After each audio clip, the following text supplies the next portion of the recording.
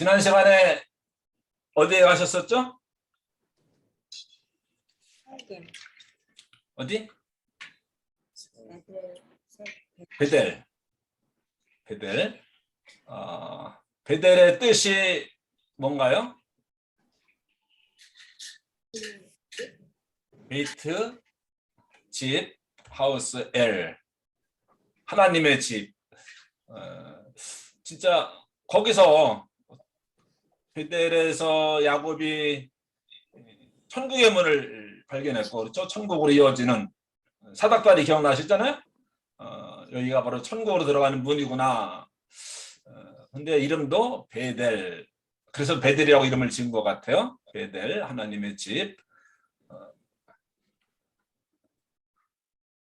베틀레헴. 베들레헴은 뭐예요? 히브리어로 베이트, 집. 알겠죠? 베델 할 때 베트가 집인데 베이트, 엘, 하나님의 집. 베들레헴은 베틀레헴 하면 집, of 빵, 빵집. 그런 뜻입니다. 히브리어로 베이트 하면은 지명에 하우스라고 하는 의미가 들어있는 것을 아실 수 있겠죠? 오늘은 베델에서 좀 더 올라가서 실로가 나옵니다. 오늘 실로. 다 뭐 예루살렘에서 베델 10마일이에요. 또 그 어딥니까? 헤브론에서 야곱이 도망갈 때 베델에서 밤을 맞이하는 아마 둘째 날쯤 되지 않았을까? 왜냐면 한 30마일, 40마일 정도 떨어진 곳이었기 때문에 40마일이면 뭐 3일 정도 걸리나요? 예, 하루에 한 12마일씩 가면은. 근데 이제 베델에서 조금 더 올라가면 10마일 정도 또 올라가면 이제 오늘 실로라고 하는 곳이 나옵니다. 실로는 별로 뭐 잘 안 들어보셨을 거예요. 영어는 샤일로, 뭐 샤일로라고 하는 그 길 이름도 있긴 한데 실로. 지도 한번 보시죠. 예, 지도로 실로. 지도가 작아가지고 좀 한번 쭉 우리 이제 어디부터 시작했어요? 부엘세바부터 시작해서 헤브론 거쳐서 우리가 어디 갔었나요?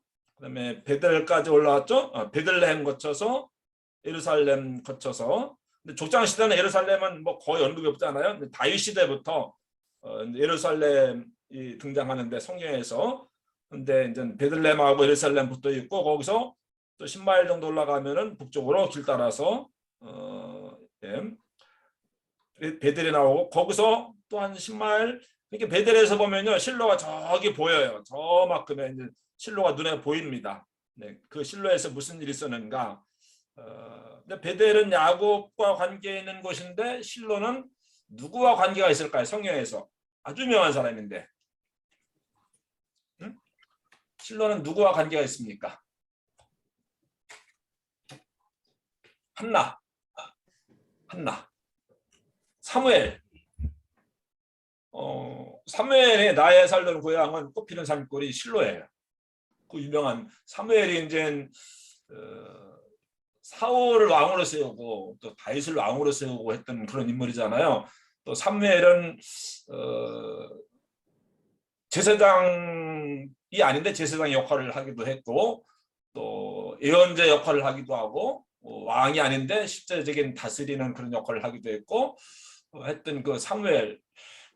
성경에 수많은 인물들이 나오는데 사무엘 이야기에서는 사무엘의 흠이라든가 뭐 죄라든가 단점 같은 거를 글쎄요 제 기억으로는 단 한 번도 언급한 것이 없는 것 같아요. 요셉이 그런 인물로 나오잖아요. 요셉이 그런 인물로 나오는데 그에 못지않게 사무엘도 뭐 다윗 같은 사람. 요즘 제가 역사서를 지금 읽고 있는데 열왕기상, 열왕기하, 사무엘 상하, 역대 상하잖아요. 거기 그게 사실 다윗 중심이고 다윗 이야기를 하는 거거든요. 다윗이 포커스인데 다윗이 훌륭한 점도 있고 정말로 놀라운 점도 있고 다윗의 위대함도 있는데 동시에 거의 또 그 정도 또 반대로 보면은 다윗의 어떤 약점이라든가 죄 같은 것도 적나라하게 자세하게 언급되어 있잖아요. 보기에 따라서는 우리는 다윗을 뭐 훌륭한 메시아의 어떤 족보의 최고 꼭대기에 올라가 있으니까 그렇게 보기도 하지만 실제로 다윗이 그런 인물이었을까 하는 의심을 제기하는 사람도 있습니다만은 근데 사무엘은 거의 그 어두운 면이나 단점이나 뭐 불신앙이라든가 그런 게 거의 한 번도 언급이 없는 것 같아요. 거의 완전한 그런 사무엘과 관계된 것이 실로예요. 실로, 사일로. 왜요? 거기에 올라가서 한나가 기도하다가 엘리 제사장이 술 먹었냐 아침부터 왜 술 취했냐 그 이야기했던 그 동네가 어디예요? 거기가 실로입니다. 기도해서 얻은 아들이잖아요. 근데 그 한나의 그 남편이 누구죠? 마이크 좀 켜고 대답을 해보세요.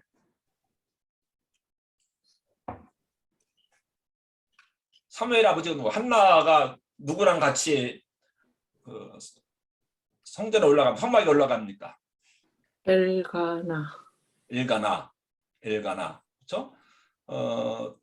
근데 한나가 아이를 낳지 못하니까는 둘째 부인을 얻었는데 그 사람 이름이 브린나잖아요. 근데 브린나는 결혼하자마자 아이들을 수풍수풍 낳고 그러니까는 성전에 올라갈 때마다 이제 한나도 올라가고 엘가나도 올라가고 또 브린나도 올라가고 또 누가 올라갑니까? 브린나가 낳은 아이들도 같이 올라가는 거예요. 그러니까는 한나가 얼마나 마음이 상하겠습니까? 자기가 본부인인데 아이를 낳지 못하는데 근데 둘째 들어온 브린나는 아이를 잘 낳고 그러니까 아버지가 너무 좋아가지고 또 그 식구들 그 아이들 또 그 와이프 그러니까는 한나가 불이 나가지고 성전에 올라갈 때마다 싸우는 거예요. 그 이야기의 중심 무대가 어디라고요? 실로예요.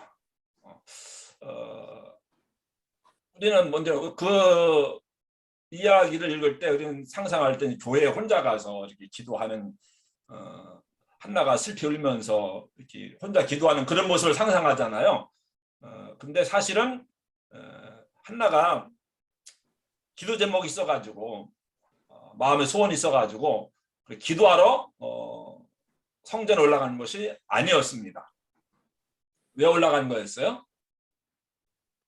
여호와의 절기를 지키기 위해서 기도하러 간 게 아닙니다. 40일 기도하러 간 게 아니에요. 아들 낳아야 되겠다 간 게 아닙니다. 해마다 여호와의 절기가 되면은 성막에 올라갔다고 했습니다. 어떤 절기가 있나요? 3대 절기, 유월절, 오순절, 장막절. 예수님도 이제 이런 절기가 되면은 절기를 지키기 위해서 예루살렘 올라오셨잖아요. 왜? 예루살렘에 성전이 있었기 때문에. 그러면은 한나나 엘가나나 이렇게 여호와의 절기를 지키기 위해서 올라갔는데 어디로 갔는가? 어디로 갔다 그랬어요? 거기가 실로예요. 예루살렘이 아니라. 예루살렘은 아직 멀었어요. 예루살렘은 아직 가나안 이스라엘 백성들이 그 땅을 차지하지 못했습니다. 그 시대 이전 이야기를 좀 하고 있는 거니까 왕정 시대 이전 이야기를 하고 있는 것이니까는. 근데 왜 실로로 올라갔을까요? 실로가 어딘지 확인을 하셨잖아요. 근데 왜 실로로 올라갔을까? 왜 6월절을 지키러 실로로 갑니까? 그럼 거기가 뭐가 있었다는 이야기예요? 실로에 뭐가 있었다는 이야기예요? 그러면은 대답들을 전혀 안 하시는데. 성막이요. 성막. 그 성막에서 제사장이 누구였어요? 엘리요. 엘리의 두 아들 이야기. 그렇죠? 법궤를 또 아버지한테 이야기해가지고 그 전쟁터로 가져갔던 그 이야기의 무대가 어디라고요? 거기가 실로라고 하는 곳이에요. 실로. 그러면은 한나가 엘가나와 함께 이렇게 성전으로 올라가는데 이제 사무엘상에 나오겠죠. 사무엘 이야기는 사무엘상 하에 책 이름도 누구 이름 땄습니까? 사무엘이 왕을 세우기까지 활동한 그 역사, 또 다윗 사울 이야기가 사무엘에 나오고 있는데 그런 사무엘과 연관되어진 것이 바로 실로라고 하는 것인데 이제 그 지금 이제 사무엘서에 보면은 처음에 이제 1장, 2장 보면 이제 그 성전에 올라가는 이야기로 시작되어지고 있어요. 올라가서 기도하고 그다음에 엘리자벳이 축복해줘서 돌아와서 아이를 낳고 근데 1년 후에 젖되자마자 아이를 바치고 한 이런 이야기가 이제 나오잖아요. 거기 보면 꼭 아무도 없고 사무엘 그 한나의 가족이 한 가족 한 패밀리만 나오는데 사실은 한 패밀리만 나오는 게 아니고 지금 수많은 사람들이 쫙 올라가고 있는 거예요. 어디로? 예루살렘에서 실로로 올라가고 있는 거예요. 근데 성경은 이제 그 중에서 누구에게만 딱 카메라에 포커스를 맞추고 있는 겁니까? 누구만 계속 따라가고 있는 겁니까? 그 한나의 가족만 쭉 따라가고 있는 한나만 간 것이 아닙니다. 전국에서 12지파에서 다 유월절 지키고 또 장막절 지키고 오순절 지키고 해서 다 지금 어디로 올라오는 거예요? 실로로 올라오는 거예요. 왜요? 실로에 성막이 있었기 때문에.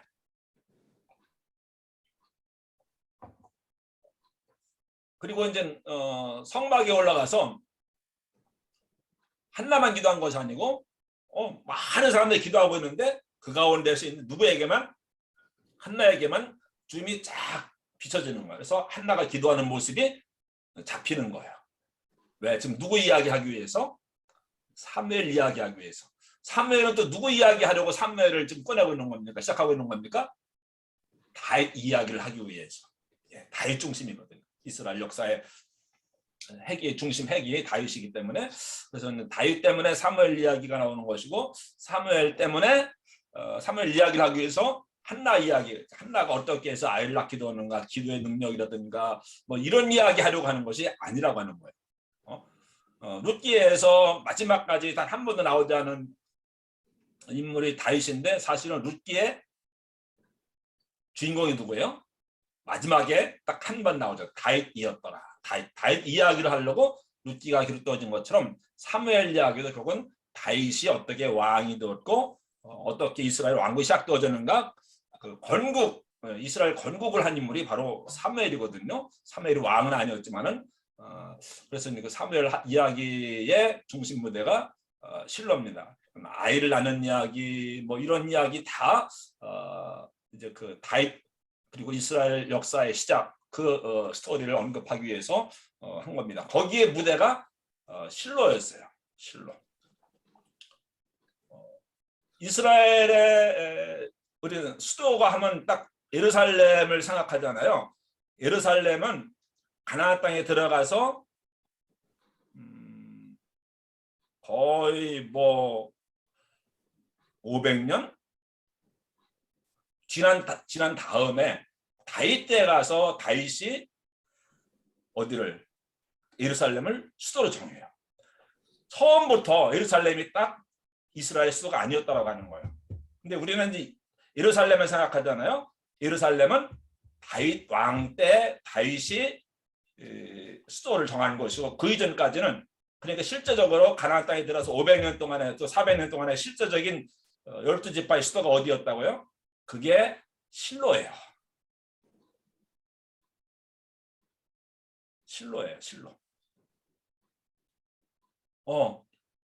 가나안 땅에 들어서 최초의 수도가 실로라고요. 왜요?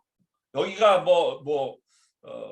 서울이다. 딱 이게 정한 것은 아니지만은 그때까지 아직 왕이 다스리는 그런 역사가 아니었죠. 그 이전에 뭐 사사 시대 지나오고 그다음에 가나안 땅에 들어서 정착하고 하는 가운데 어디에 성막을 두었는가 하면 바로 실로에다가 성막을 둔 거예요. 그렇기 때문에 12지파가 중요한 일이 있을 때마다 어디로 모일까요? 성막에는 실로로 모이는 거예요. 또 절기 때마다 어디로 모일까요? 예배드리기서 실로로 모이는 거예요. 그러니까 이스라엘 12지파에 항상 그 광야전할 때도 보면 그 중앙에는 뭐가 있어요? 성막이 있잖아요. 거기에 하나님 임재하시고 그 12지파가 성막 중심인데 그 성막이 가 있는 곳에 이스라엘 백성들의 마음도 가 있는 것이고 또 그곳에 가서 예배드리는 것이고 또 중요한 일이 있을 때 국가 12지파 중요한 어떤 뭐 외적의 친밀이라든가 이런 문제를 논의하고 상의하고 결정할 때는 다 실로로 오게 되는 거예요. 그래서 실로가 실질적인 수도가 된 거예요. 얼마나 중요한 곳입니까? 거의 400년, 500년 예루살렘 그 이전에 수도가 되었던 것이 실로. 근데 우리는 베델, 헤브론, 뭐 예루살렘, 베들레헴 뭐 잘 아는데 실로 뭐 그렇게 익숙한 곳은 아니지만은 너무너무 중요한 곳입니다. 거기에서 사무엘이 나오고 거기에서 이제 엘리 이야기가 나오거든요. 그 엘리가 제사장이었었는데 근데 두 아들이 그 망나니였고 그 제물로 드릴 것들 되기도 전에 좋은 살들 다 빼먹고 뭐 이렇게 하다가 그 두 아들 전쟁터 나가 죽고 그 법궤 이야기 있잖아요. 법궤도 이렇게 빼앗겼잖아요. 어디에 있는 법궤를 그는 블레셋 군대와 싸우러 나갈 때 아벡이라고 하는 곳에 나갔는데 두 아들도 나갔는데 거기서 전세가 기울어지니까는 급하니까 어떻게 한 겁니까? 그 제사장 엘리의 두 아들들이 실로에 있는 뭘 가지고 와요? 아크 오브 커버넌트, 법궤를 전쟁터로 가지고 오는 거예요. 그럼 혹시나 이기지 않을까? 이기지 않을까? 근데 이겼어요, 졌어요? 법궤마저 빼앗깁니다. 어떤 법궤를 어떤 부적처럼 여긴 거죠. 벌써 그 엘리도 그렇고 엘리의 두 아들도 그렇고 이스라엘 백성들도 그렇고 이제 하나님부터 멀리 떨어지게 되고 마음이 멀어지게 되고 신앙이 땅에 떨어지게 되고 뭐 이렇게 되었는데 뭐 법궤 모셔온다고 해서 뭐 하나님이 도와주셔서 뭐 그 전쟁을 이기게 하시고 이런 건 아니었죠. 거기에서 이제 법궤가 블레셋 사람들에게 넘어가게 되죠. 그래서 돌고 돌고 돌다가 다시 돌아왔을 때에 사울은 그때 왕이 되었죠. 근데 사울은 법궤를 던케어했습니다. 내버려두었습니다. 법궤가 빼앗겼다가 돌아와서 어디가 있는지도 모르는데 사울은 전혀 관심이 없었죠. 근데 다윗은 왕이 되자마자 법궤부터 찾아오잖아요.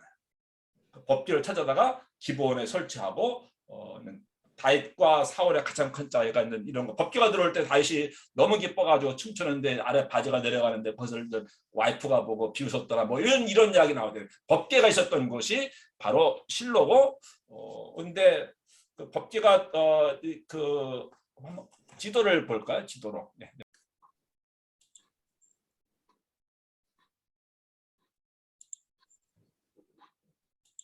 지도 보이시죠? 예. 네.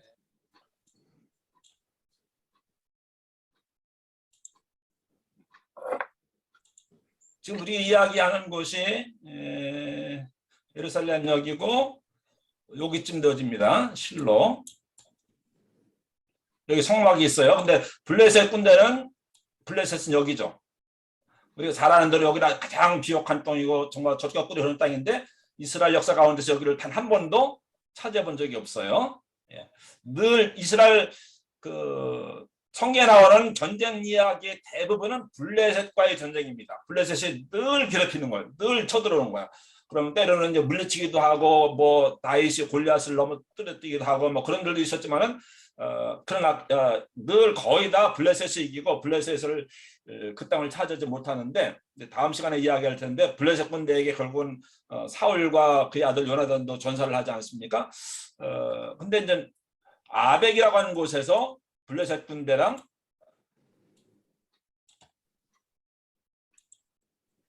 이스라엘 군대가 여기 전투를 벌인 겁니다.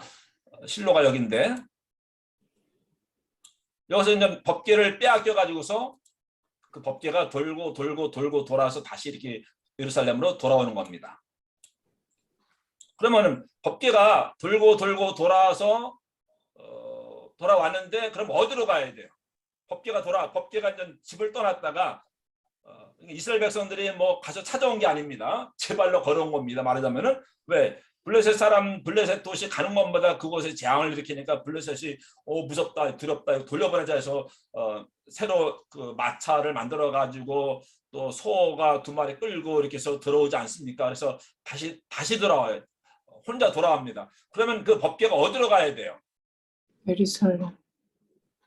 아니죠. 법궤가 원래 어디 있어야 돼요? 성막이 어디 있어요? 실로. 실로죠. 그러면 이 법궤가 돌고 돌아왔으면 당연히 어디로 가야 돼요? 실로 가야 되는데 원래는 이제 성막 당연히 법궤는 성막에 있어야 되는데 지금 그 법궤가 성막을 떠난 겁니다. 돌고 돌고 돌아서 다시 있는 이스라엘로 돌아왔을 때 그 성막으로 돌아가야 된다. 실로로 돌아가야 되는데 실로로 안 돌아가요. 이상하죠? 어떻게 된 겁니까? 성막이 다 타버렸어요. 우리 그 전에 배웠는데 기억나시죠? 예. 누가 태워버렸습니까? 블레셋이 아니었을까요? 실로 이게 보이시죠? 실로가 여기 이렇게 있는데 이 사람 여기고, 근데 이제 빼앗겨서 돌고 돌아서 돌아왔을 때 당연히 실로로 가야 되는데 돌아왔을 때는 이미 실로에 있는 성막이 불타버리고 없어진 거예요. 그러니까 갈 데가 없는 거야.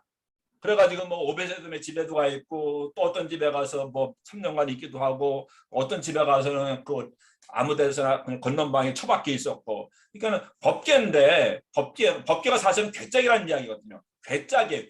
괴짝, 사과괴짝 뭐 이런 거야. 근데 거기 그 안에 뭐가 들어있는 거예요? 법이 들어있는 거예요. 그러니까 그것이 하나님의 말씀이 십계명에 들어가 있으니까는 그것이 하나님 임재하시는 것이라 해서 그것이 지성소에 들어가 있던 것인데, 근데 지성소에 있어들 법궤가 전쟁터, 피비 나는 전쟁터에 나가서 결국은 빼앗게 되죠. 다윗도 보면은 나중에 법궤가 돌아왔잖아요. 다윗도 법궤를 가지고 전쟁에 나갈 때 가지고 나가요. 라빠에서 전쟁을 벌이잖아요. 라빠 어디에요? 처음에 없으면 암만에서 전쟁 벌일 때 그 거기에 법궤를 가지고 나가요. 그게 아마 그런 일이 좀 있는 것 같아요. 글쎄요. 이게 성막에, 거룩한 성막에 성전에 있을 법궤를 전쟁터에 가지고 나가서 하나님이 우리 함께 하신다. 그 임재 상징이었기 때문에 그랬는지 가지고 나가서 싸우고 뭐 이렇게 하는데, 아무튼 법궤를 가지고 나갔지만은 아벡 전투에서는 블레셋 군대에게 패배를 합니다. 그 다윗 때는 암만을 결국 정복을 하긴 했습니다만, 라빠를 정복했습니다만은, 근데 이제 법궤가 돌아다녔을 때 그 블레셋 군대가 와서 이 실로에 뭐까지 태워버린 거예요? 성막까지 태워버린 거예요. 이게 성막이 지금 400년까지는 아니죠.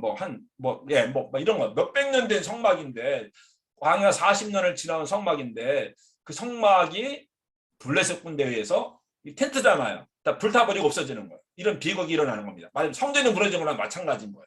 그러니까는 법궤가 돌아갈 집이 없는 거예요. 근데 성경에 보면은 블레셋 군대가, 블레셋이 이 성막을 불태워버렸는데, 성경에 보면은 하나님이 말씀을 내가 그랬다라고 이야기하세요. 너희가 성경을 보여드릴까요? 네.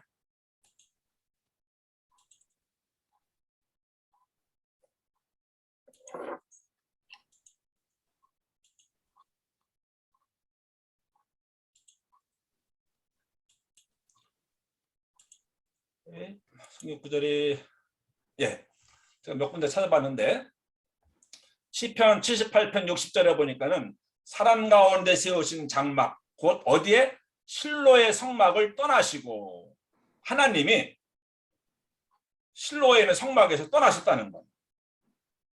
하나님이 성전에 계시지 않다는 거예요. 하나님이 그걸 버리셨다는 거예요. 실로의 성막, 실로가 나오죠.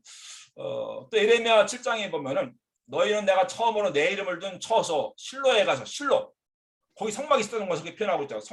실로에 가서 이스라엘 백성들에게 에레미야가 지금 한탄하는 겁니다. 하나님께서 야 실로에 가봐라. 가서 좀 무슨 일이 있었는가 봐라. 가서 내 백성 이스라엘의 악에 대하여 내가 어떻게 행하였는지를 보라고 말씀하시죠. 무슨 이야기입니까? 백성들에게 에레미야, 이제 그 다음에 에레미야 때 이제 나라가 망하고 바벨론에 풀어 끌려가잖아요. 그때 이제 나라가 망하기 전에 에레미야를 통해 말씀하시기를 이스라엘 백성들에게 너희가 실로에 한번 가봐라. 그리고 깨달아라. 내가 실로에 무슨 일을 행했는지 가서 봐라. 뭐를 보라는 거예요. 블레셋이 말씀드린 대로 성막을 불태워버리는데 하나님 내가 불태웠다는 거예요. 내가 화가 나가지고 성막 보기도 싫어. 너희들 보기도 싫어. 하나님이 성막을 불태웠다라고 말씀을 하고 있는 거예요. 하나님이 그 성막을 버렸다고 하는 거예요. 왜? 이스라엘 백성들이 하나님 버린 성막의 의미가 없는 거예요. 성막을 불태운 것이 블레셋인데 하나님은 내가 불태웠다. 그러니까 내가 블레셋 군대로 하여금 성막을 없애버렸다. 그럼 무슨 이야기? 그러면서 또 에레미야 7장 14절에 보면은 그러므로 내가 실로에 산 것과 같이 하나님이 내가 불태웠다고 말씀하셔요. 내 이름으로 불리면 너희가 의지하는 이 성전, 성전에 있는 거죠. 지금 예레미야 시대에는 내가 너희와 너희 조상이 준 이 장소에 내가 똑같이 하겠다. 무슨 이야기예요? 내가 실로에 있는 성막을 불태웠던 것처럼 내가 이 성전도 무너뜨려 버리겠다라고 말씀하시는 거예요. 실로 이야기를 하는 거예요. 이스라엘 백성들의 원수가 이스라엘 백성들의 가장 신성시하는 성막을 불태우는데 하나님은 그들이 한 것이 아니고 내가 그렇게 한 것이다. 근데 이 성전도 너희가 보고 있는 이 성전도 그렇게 될 것이다. 내가 내 집을 성전을 무너뜨리겠다고 말씀하세요.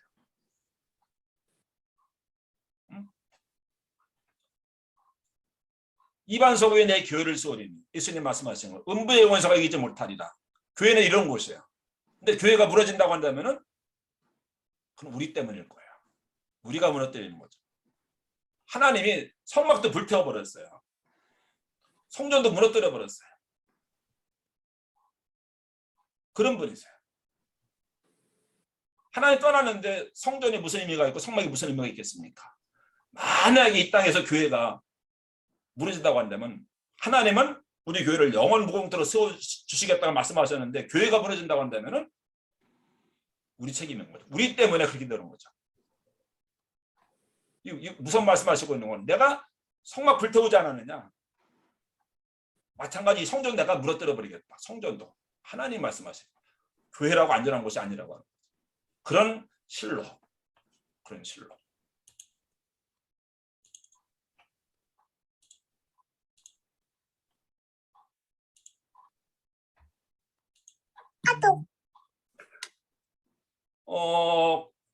실로에서 있었던 중요한 것 가운데 하나는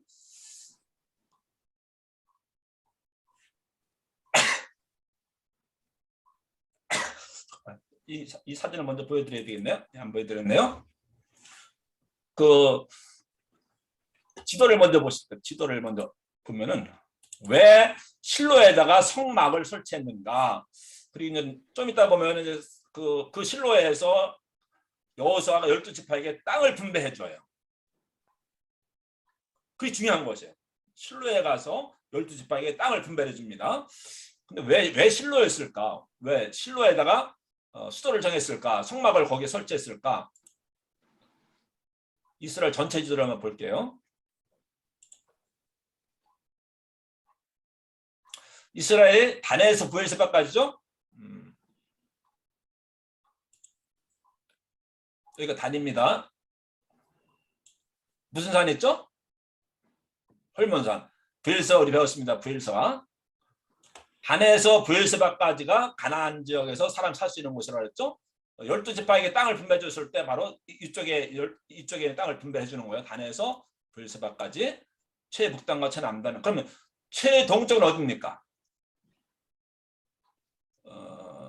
이쪽도 다 이렇게 차지했잖아요. 이쪽도 다 이렇게 차지했었으니까는 여기까지. 이게 이제 이스라엘 그 가나안 들어갔을 때 이쪽이 가나안인데 거기에 송원 집사님 들어오시네요. 송원 집사님 들어오셨어요.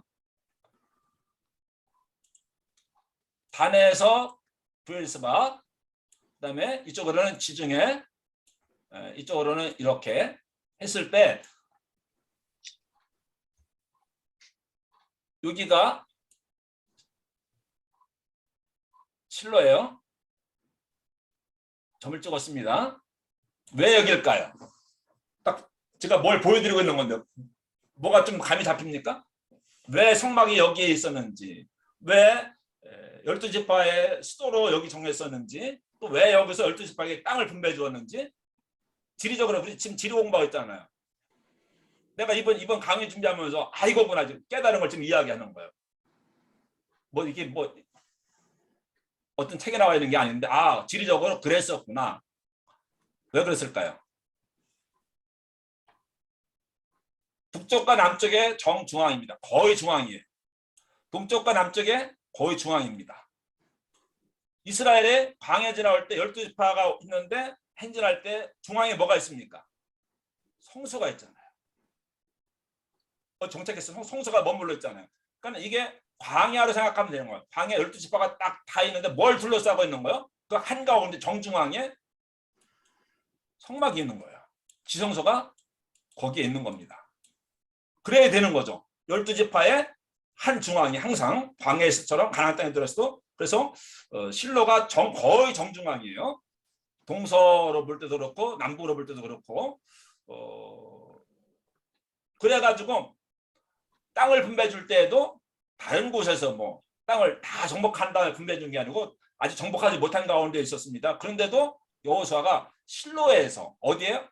가나안 지역에 사람 살 수 있는 지역에서 정중앙이 거의 실로에서 12지파에게 다 나눠주는 거예요. 뭐 이건 단지파, 이건 뭐 아셀지파, 무슨 지파, 단지파, 뭐 유다지파 다 어디에서 나눠주는 거예요. 정중앙에 있는 실로에서 땅을 나눠주더라고요. 실로가 이렇게 거의 정중앙에 위치를 하고 있더라고요.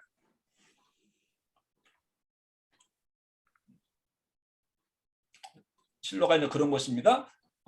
아까 우리 한나 엘가나 이야기했었는데 어디에서 올라가는 건가 하면은 예루살렘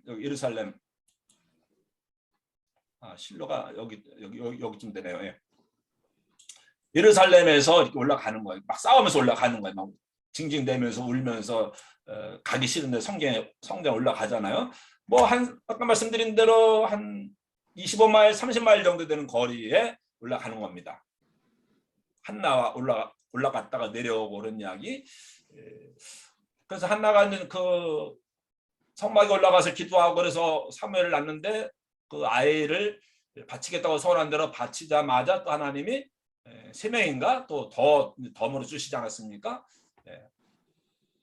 그 한나 예루살렘으로 생각하시면 됩니다. 여기서 올라가는 겁니다. 그 길 따라서 쭉 20마일, 25마일 정도, 30마일 정도 떨어지는 곳에 이제 실로가 그런 곳이구나 이렇게 배웠습니다.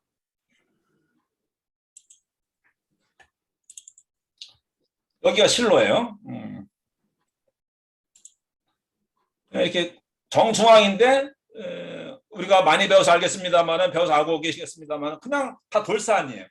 거기 산입니다. 거기도 한 뭐 600m, 700m, 800m 되는 그 고지대입니다. 다 우리가 알고 있는 곳이 다 그런 거예요. 헤브론, 베들레헴, 예루살렘, 베델, 실로까지는 다 700m, 800m 된 다 이런 산인데 나무 한 그루 거의 없는 무슨 나무만 자라요? 올리브 나무만 자라는 그런 아주 척박한 곳인데 세겜에 가서 끝이 나요. 이 산이 세겜에 가서 끝이 납니다. 세겜은 한 200m 정도 낮은 곳이니까는 예.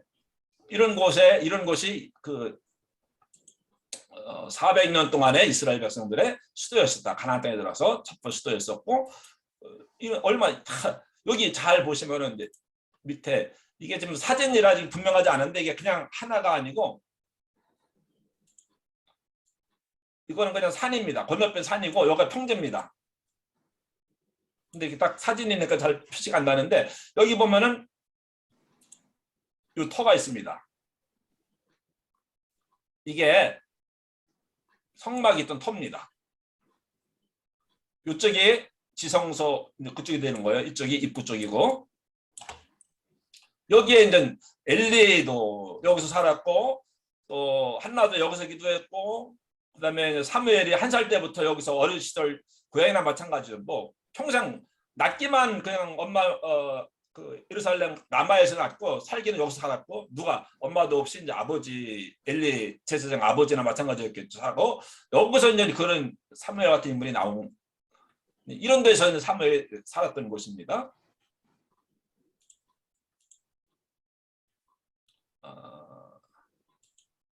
예, 아까 보여드렸죠? 네.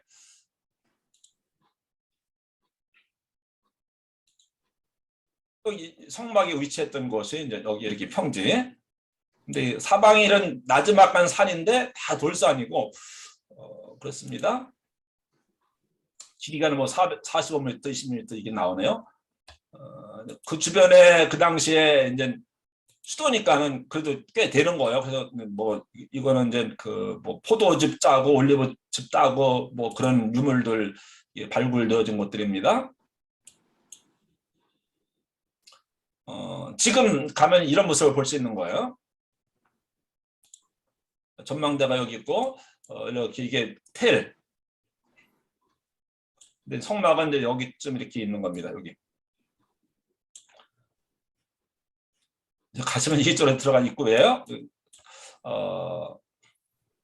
여기가 이제 400년 동안에 450년 동안에 이스라엘 백성 12지파의 수도였었고 절기 때마다 차고도 넘쳐났고 중요한 일들 다 모였고 여기서 나에 살던 고향 사무엘에게 또 엘리의 두 아들 자랐던 곳 그 시절의 배경이 이런 어디라고요? 실로입니다.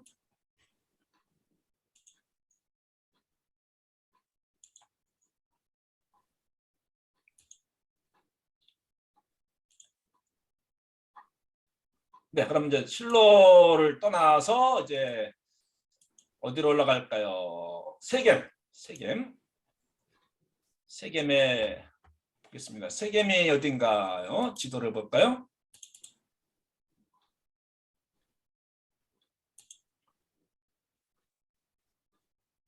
좀 더 확대해야 되겠네요.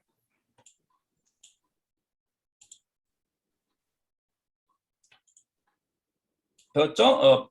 베들레헴, 예루살렘, 실로를 배웠죠? 그다음에 한 25마일 정도 떨어진 곳에 올라가면 나블루스라고 하는데 여기가 세겜입니다.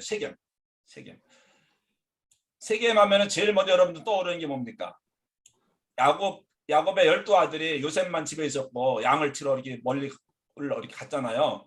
어디까 세겜까지 올라갔는데 한 달이고 두 달이고 세 달이고 지난 겁니다. 궁금하니까 아버지가 요셉한테 요셉아 형들 어떻게 잤냐면 세겜 올라가 봐서 형들 만나러 지금 우리가 지금 간 그 길까지 올라갔다가 하니까는 세겜 사람들이 금방 얼마 전에 도단으로 가는 걸 봤다는 거예요. 도단에 갔다가 거기서 구덩이에 던져지게 되고 죽을 겁에서 살아나게 되고 에집트의 노예로 팔려가게 된 그곳이 세겜입니다. 그곳이 세겜이에요. 이렇게 헤브론에서 베들레헴, 그다음에 베델, 실로를 거쳐서 세겜. 나블루에서 실로까지 뭐 20마일 정도 뭐 멀지 않은 거리입니다. 그런 세겜. 근데 이제 세겜이 중요한 것은 세겜은 아브라함과도 관계가 있고 야곱과도 관계가 있고 또 요셉과도 관계가 있네요. 요셉의 무덤이 있는 곳이 세겜이에요. 요셉이 어디서 죽었어요? 에집트에서 죽었죠. 근데 유언이 뭡니까? 나 죽거들랑 당신 후손들이 반드시 애굽에서 가나안 땅에 들어가게 될 텐데 그때 내 유고를 가나안 땅에 가지고 가달라 해서 출애굽할 때 가져 나왔어요. 그리고서 아버지나 할아버지나 아브라함이나 이삭이나 야곱의 무덤은 다 어디 있어요? 헤브론 배웠잖아요. 헤브론에 있는데 요셉은 세겜의 무덤이 있어요. 그래서 지금도 가면 가묘가 있어요. 가짜 묘죠. 기념하기서 만든 묘가 왜 그랬는가? 왜 세겜에 했는가? 궁금하긴 한데 이렇게 세겜입니다. 여기가 나블루스 이제 가장 큰 그 팔레스타인 지역 도시 가운데 하나이기도 하고 지금도 상황에 따라서 어떤 때는 들어갈 때는 약간 불안한 관광객들이나 유대인들은 뭐 전혀 못 들어가죠. 나블루스는 이제 팔레스타인 지역이 있기 때문에 여기에 있는 왜 중요하냐면은 성경에서 가장 먼저 나오는 가나안 땅의 지명 이름이 세겜이에요. 창세기 12장에서 아브라함이 갈대아 우르를 하란을 떠나서 가나안 땅에 들어오잖아요. 그 맨 먼저 들어온 것이 어디였었는가 하면은 세겜이에요. 성경에서 수많은 가나안의 지명이 나오죠. 뭐 얼마나 많이 나옵니까? 그 중에서 맨 먼저 창세기 12장에 아브라함 이야기, 아브라함이 이제 가나안 땅에 들어와서 첫 번째 장막을 치고 하나님께 예배드렸던 곳이 어디라고요? 거기가 세겜입니다. 세겜이에요. 그러니까는 이렇게 하란이 저 위에죠. 그 어디입니까? 터키 밑에서 쭉 왕의 대를 따라서 오다가 이 압록강을 막 건너가지고서 요단강을 건너서 세겜에 들어온 거예요. 그리고 이제 이렇게 해서 헤브론까지 내려간 거예요. 이게 이제 아브라함의 루트인데 맨 처음 그러니까 아브라함이요 이쪽으로 안 들어왔어요. 이렇게 갈릴리로 이렇게 해서 뭐 나사렛이나 뭐 이런 곳으로 오지 않고 그 왕의 대를 통해서 약북강 건너서 그다음 요단강 건너서 세겜으로 와서 이제 그 산 타고 쭉 내려가더라고요. 헤브론 베르스바에서 아브라함이 왔다 갔다 하면서 살지 않습니까? 그래서 아주 유명한 곳에 중요한 곳에 맨 먼저 아브라함이 가나안 땅을 밟았던 곳이 어디라고요? 세겜입니다. 세겜. 성경에서 맨 처음 나오는 성경 지명이고 여기에 이제 뭐가 있는가 하면은 그리심산과 에발산이 있어요. 이 두 산 사이에 골짜기에 이런 세겜이라고 하는 도시가 있습니다. 여기부터 이제 산이 시작되어지는 거예요. 어디까지? 헤브론까지 이어지는 거예요. 이게 중앙산악지대고 우리가 지금 기서 본 곳이고 여기가 족장들의 길이라고 하는 거예요. 그래서 이제 보면 항상 이렇게 들어올 때 이렇게 들어왔다고 했잖아요. 근데 아브라함이 이런 길로 왔고 또 그 아브라함이 이제 이삭의 남편 와이프를 구하기 위해서 갈 때도 이 길로 갔다가 돌아왔고 리브가도 이걸 따라왔고 그다음에 야곱도 하란으로 도망갈 때 이 길 따라서 갔고 또 돌아올 때 이 길 따라오고 요 길입니다. 그러니까 항상 어디 세겜에 가서 일리 안 가요. 강을 건너요. 요단강 건너서 약북강 건너서 이렇게 올라가더라고요. 이게 아브라함과 이삭과 그래서 이제 세겜이 그게 중요한 거예요. 세겜은 이제 세겜을 떠나면 가나안을 떠나는 거와 마찬가지예요. 세겜에 들어오면서 가나안이 시작되는 것이랑 마찬가지고 창세기에서는 족장들의 이야기할 때 세겜 그래서 너무너무 중요한 것입니다. 여기에 또 그리심산과 또 에발산이 있어가지고 역시 율법을 낭독하기도 했고 했던 그런 것입니다.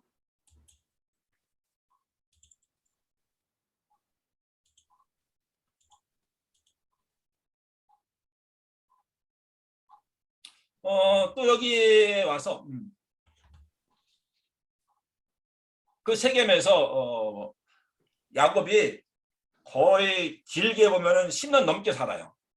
언제 그 하란으로 도망갔다가 20년 만에 돌아오잖아요. 그럼 이제 약복강 건넜고 그다음에 이제 형 에서는 고향으로 돌아갔고 나도 형님 따라가겠습니다. 그냥 안 갔어요. 약속 어기고서 그냥 요단강 건너서 세겜에 들어왔어요. 세겜에 들어와서 거기서 지도를 보는 게 낫겠네요.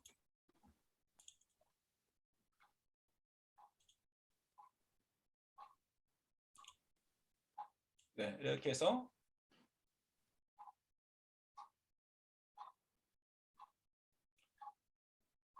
들어가는데 지금 이게 아브라함, 이삭, 야곱의 루트잖아요. 근데 이제 지금 20년 만에 돌아왔으면은 이제 형과 화해를 했고 그다음에 그럼 어디로 가야 돼요? 헤브론으로 가야 되는데 헤브론으로 가지 않고 세겜에서 땅을 사고 거기서 살 생각을 해요. 또 하나는 뭡니까? 가나안에 들어왔으면 맨 먼저 어디 올라가야 돼요?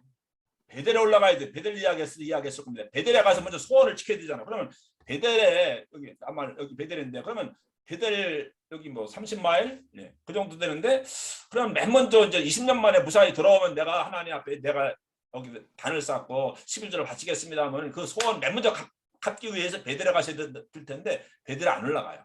그냥 세겜에 가서 머물러 살아요. 돈을 주고 땅을 사요. 거기서 살 생각을 했던 것이죠. 그리고 그리던 아버지가 있는데 고향이 있는데 또 엄마가 얼마나 보고 싶었을까요?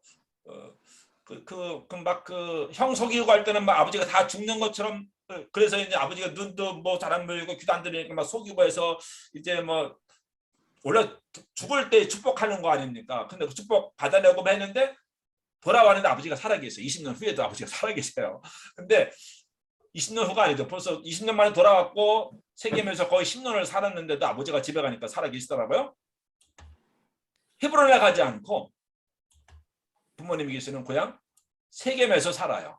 돈을 주고 땅을 사요. 그 할아버지도 아브라함도 헤브론에 돈을 주고 살아 죽었을 때 장지를 구입하잖아요. 근데 야곱도 나볼루스의 세겜에서 너무 거기 살기 좋으니까는 그랬겠죠. 거기서 돈을 주고 땅을 사더라고요. 왜 그랬을까요? 이 세겜은 그가 살던 헤브론과 또는 브엘스바 비교가 안 되는 거예요. 너무 이제 여기부터 사실상 평야가 시작되어지는 거예요. 산이 끝나니까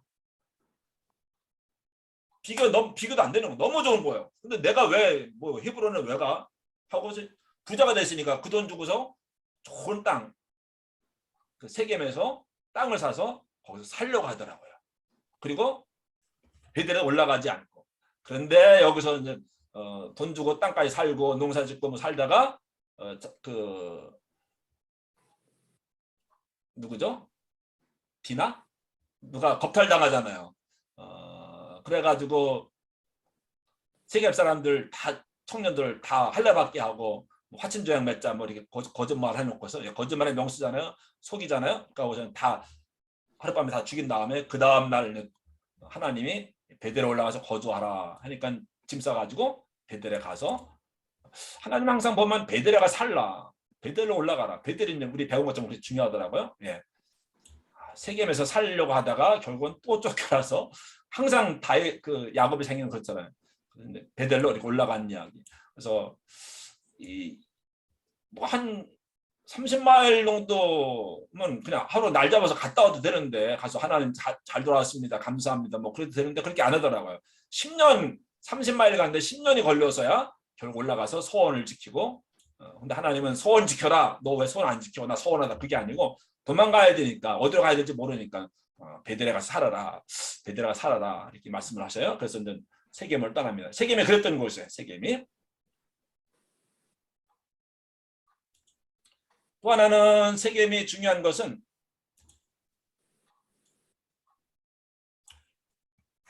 하나님이 아브라함이 세겜 땅에 왔을 때 맨 먼저 장막을 짓고 하나님께 예배드렸을 때 맨 먼저 하나님이 이 땅을 내게 주려 약속하신 그곳이 세겜이에요.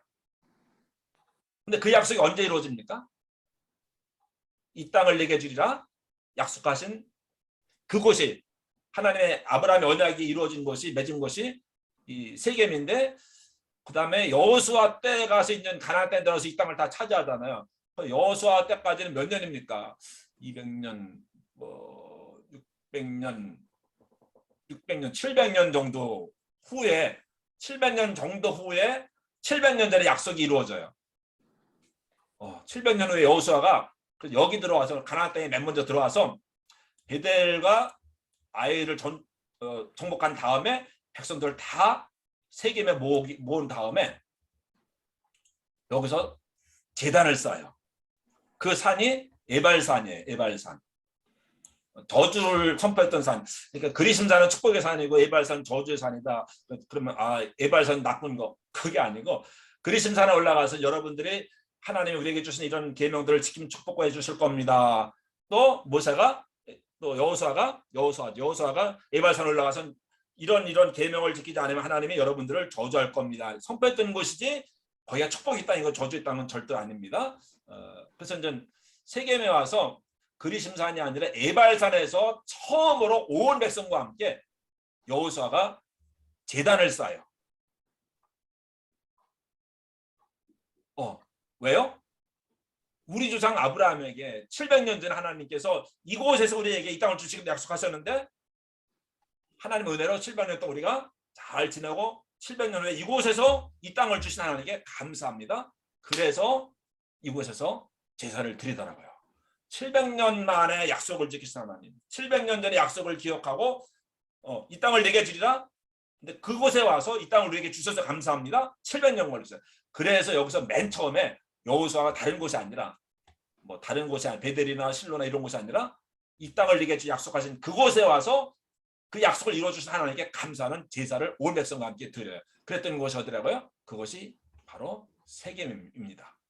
모세가 죽으면서 너희가 가나안 땅에 들어가거든 먼저 세겜에 올라가서 그리심산에 가서 율법을 낭독하고 또 에발산에 가서 율법을 낭독하고 이 율법을 준행하면 하나님의 복을 주실 것이고 지키지 않으면 저주를 받을 것임을 선포하라 했는데 그 말씀대로 여호수아가 세겜에 가서 그 말씀을 선포합니다. 그렇게 중요한 것이 바로 세겜이에요. 세겜. 세겜을 잠깐 보실까요? 이렇게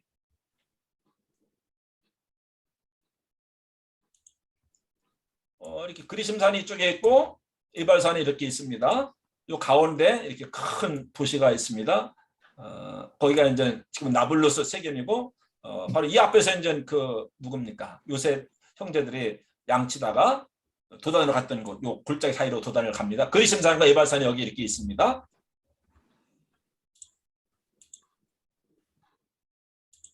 이런 곳이에요. 그냥 그리심산에 올라가면 에발산이 바로 이렇게 건너편에 보입니다. 제가 그리심산에서 그 유대인 집에서 1박 2일 동안 있었던 적이 있었는데 여기 올라가서 이제 다 보입니다. 올라가면은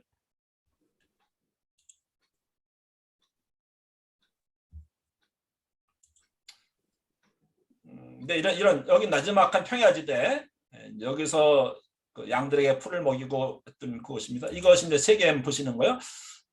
세겜이 신약 성경에서는 그 우물가의 여인처럼 난구해 있는 수가성 여인, 사마리아 여인, 거기가 세겜입니다. 야곱의 우물이 있는 곳 위에 이런 기념교회를 세웠잖아요. 그 야곱의 우물. 야곱이 이 땅을 샀다 그랬잖아요. 그때 판 우물인지 지금도 이제 거기에 물이 나와요. 근데 그것 때문에 우리가 세겜에 가는 거죠. 야곱과 관계되어진 곳이기도 하나요.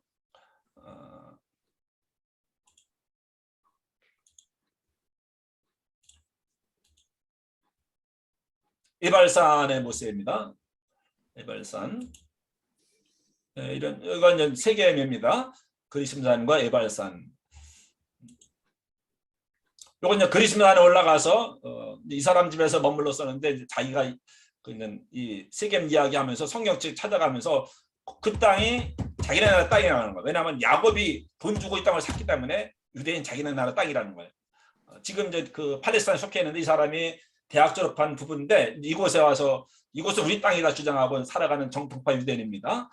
그러면서 이 땅을 우리가 다시 찾아야 된다. 그 우리에게 열심히 설명해주고 있는 겁니다. 아까 돈 주고 세겜 땅 산 거 그 근거로 해서 이건 우리 땅이다. 팔레스타인 땅이 아니다. 우리가 다시 찾아야 된다. 설명을 해주고 있습니다.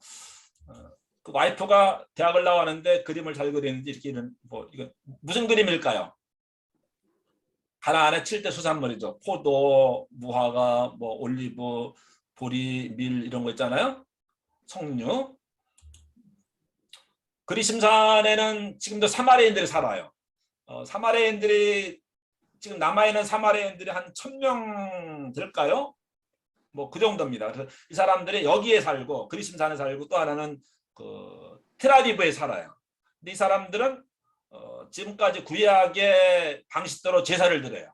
6월절에 볼만하죠. 6월절에 가면 진짜 구약 그대로 지금도 6월절 양들 잡아가지고 수백 마리 잡아가지고 피 뿌리고 하는 그런 의식을 거행하고 또 이 사람들은 지금도 자기네끼리만 사촌들끼리만 결혼을 해요. 그래서 이제 생물학적으로 그러면 안 되잖아요. 그래서 여러 가지 많은 문제가 있어요. 이 사람이 그 사마리아인인데 대제사장이에요. 지금도 대제사장이 있어요. 이 사람들은. 이거 한 20년 전 모습인가요? 이게 그 야곱의 우물입니다. 이게 교회 그 위에 교회를 세운 건데 이제 이스라엘 가면 참 안타까운 것 가운데 하나가 다 이런 엄청난 기념 교회들을 세워놨어요.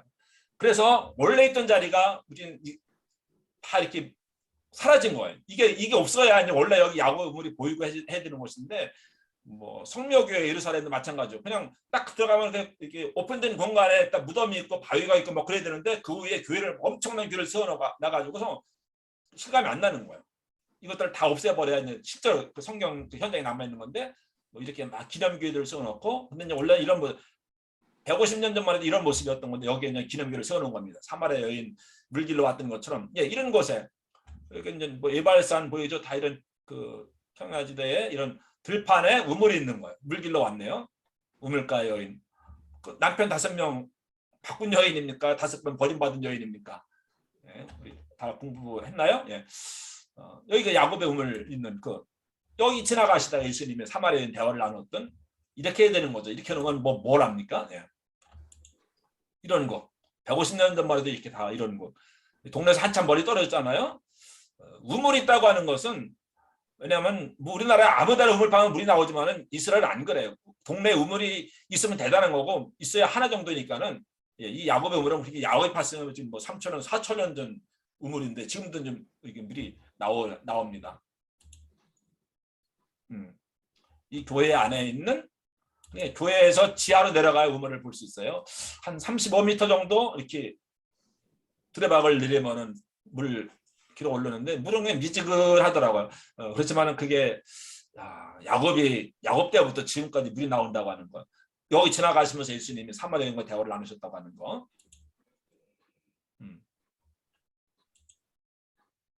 지금의 그 모습입니다. 그러니까 사마리아 여인이 당신들은 예루살렘에서 예배드리고 우리는 이 산에서 예배드리는데 어디서 예배드려야 진짜입니까? 했을 때 이 산, 우리는 이 산에서 예배드리는데 그 산이 어떤 산일까요? 어디를 이야기하는 걸까요? 그리심산입니다.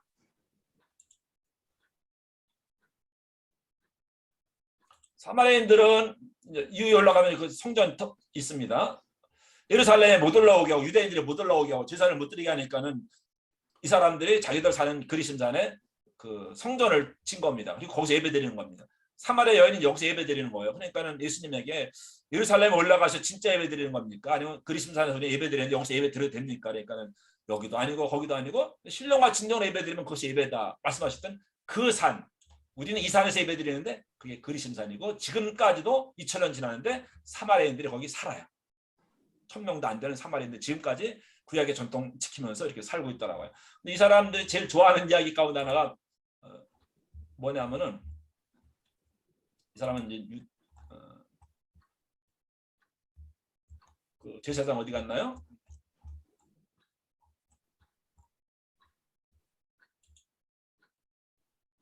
자랑스럽게 여기는 것이 선한 사마리아인의 비유예요. 자기네 나라 사람이 유대인 도와줬잖아요. 강도 많은 사람. 그 이야기 때문에 예수님 너무너무 좋아한다 그러더라고요. 선한 사마리아인. 선하게 생기셨죠 이분도. 그런 것이 이제 그 어디라고요? 세겜이라고 하는 것입니다.